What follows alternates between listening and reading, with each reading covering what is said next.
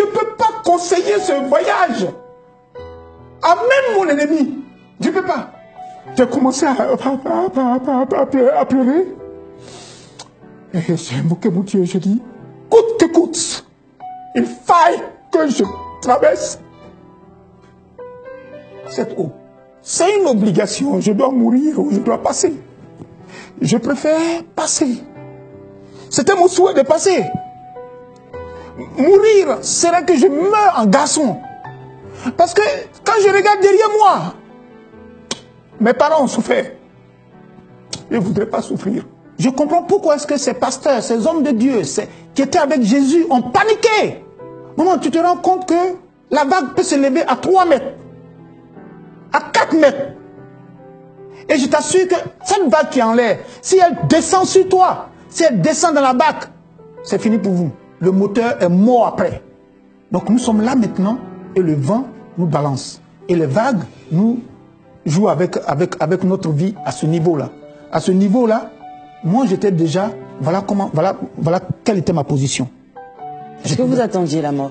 En montant, on avait déjà accepté. On arrive où on meurt, c'était la devise. Et ça reste toujours la devise. Si moi j'ai besoin de boire tout de suite, ce qui est aberrant, en fait, ce qui est normal dans cette période-là, c'est que c'est le pipi, l'urine, qui devient l'eau. Et tu peux demander pardon à ton voisin, tu peux demander pardon à ta voisine. Pisse, excusez-moi des termes, hein, pisse pour que je boive. Oui, pisse pour que je boive. Parce que je préfère boire l'urine qui est salée, mais pas trop salée, que de boire cette eau. Et arrivé à un certain moment, maman, voilà que des personnes vont se décider. Parce que moi, ne faisant plus d'efforts, on décide de me jeter. Dans l'eau. Voilà pourquoi je vous ai dit, je suis mort. Maman, pourquoi on va souffrir? Si la Côte d'Ivoire me donne à manger, pourquoi vais-je souffrir? Pourquoi? Pourquoi? Vous voyez, je suis arrivé ici, je ne parle pas parce qu'en fait, je n'ai pas envie. Les vagues pouvaient se lever. Je ne sais pas combien de mètres, 3 mètres comme je l'ai dit, 3 mètres, voire même peut-être au-delà. On priait Dieu. Cette jeune fille a prié Dieu. Seigneur, tu n'as pas dit ça. C'est toi qui as marché sur les eaux. C'est toi qui es notre Dieu. C'est toi qui nous envoies. Tu ne m'as pas dit ça. Tu ne m'as pas dit ça. Et nous sommes restés là. Et arrivé à un certain moment, maman, voilà que des personnes vont se décider. Parce que moi, ne faisant plus d'efforts, on décide de me jeter. On décide de me jeter. Et le jeune homme qui a décidé de me jeter, et quand je suis arrivé en Espagne, dans le camp, j'étais son voisin de chambre. On a fini par vous jeter dans l'eau ou... Si on m'avait jeté, ce ne serait pas ici. On ne m'a pas jeté. Mais à cause de quoi? À cause de la jeune fille. À cause d'un certain nombre de personnes qui ont dit non. Non. Non. Non. Et pourquoi les enfants se sont opposés? Il y a un petit qui était avec nous. Je peux faire taire les noms. Il y a un petit qui était avec nous. Lui, il était beaucoup plus mince que moi. Il dit, je suis mort, jetez-moi. Lui-même, il dit, je suis mort, jetez-moi, je ne peux plus. Parce qu'il il pouvait plus rien. Il est là, il agonisait. Le petit dit, jetez-moi. Les hommes étaient prêts à le faire. Il y a son frère qui était là. Et la jeune fille aussi. Qui a dit, non, mais ils ne sont pas encore morts. Vous pouvez les jeter, même s'il agonise, il n'a qu'à agoniser. Il y a quoi? Non, toi-même, là, si tu fais te jeter, elle dit, si vous voulez jeter moi, mais eux, laissez-les. Je retrouve la force de vivre. Et je crois que Dieu, il a un plan merveilleux pour moi. Je crois que Dieu va élever encore ces enfants qui sont de l'autre côté. Parce que je vous assure, ces enfants, peut-être que 2 ou 3 décideront de se retourner. Mais la majeure partie des hommes, ils ont mis dans leur tête, mourir au front serait mieux pour eux que de mourir dans leur patrie. Je suis arrivé sur les rives d'Espagne. Mais pour un peu étayer votre connaissance, Nous étions quelque part, et puis voilà qu'on a vu un gros poisson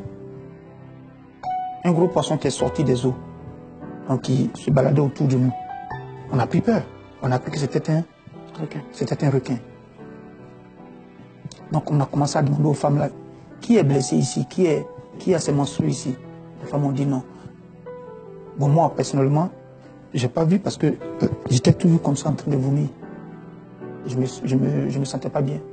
Mais quand ils ont dit, quand les enfants ont dit qu'ils ont vu un gros poisson qui rôdait autour, j'ai dit, si vous avez vu le gros poisson, certainement, c'est un dauphin. C'est que nous ne sommes pas loin de l'Europe.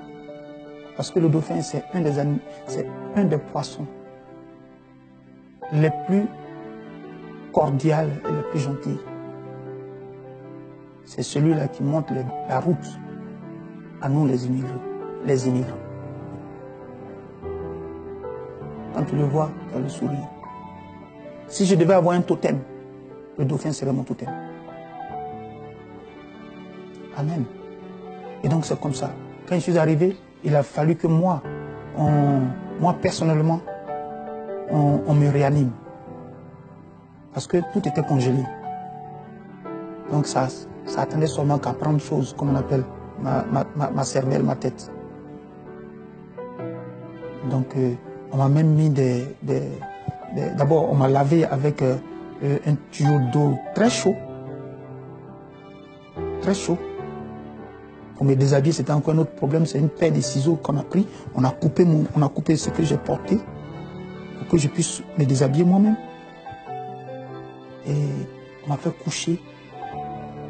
Et on a mis, je crois, une couverture d'aluminium, je ne sais pas, qui donne la chaleur. On a mis ça sur moi.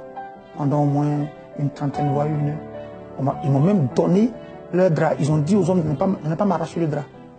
Et donc, j'ai porté le drap durant tout le temps. Est-ce que vous voyez? Donc en fait, il y a des bateaux qui font la ronde et qui, lorsqu'ils tombent sur des canoës, des immigrés, voilà, et là, ils vous récupèrent. Ils vous récupèrent. C'est comme ça que vous avez été récupérés? Moi, nous avons été récupérés parce qu'il y a des personnes qu'on a appelées, qui ont appelé aussi une association, et cette association qui est venue. Pour finir, l'association ne nous voyait pas, le bateau ne nous voyait pas.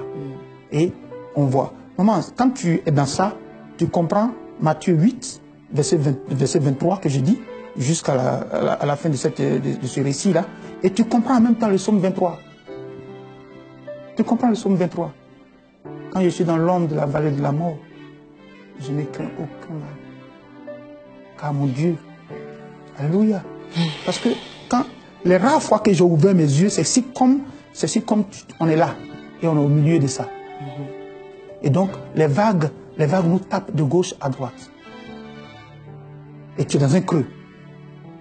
Et donc, c'est comme ça, le monsieur, le bateau n'a pas pu, ils sont obligés d'appeler l'hélico.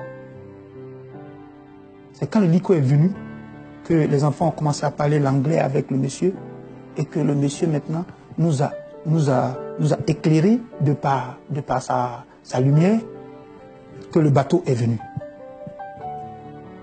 Donc, c'est comme ça un peu ma difficulté a pris fin dans le bateau de ceux qui sont venus nous sauver.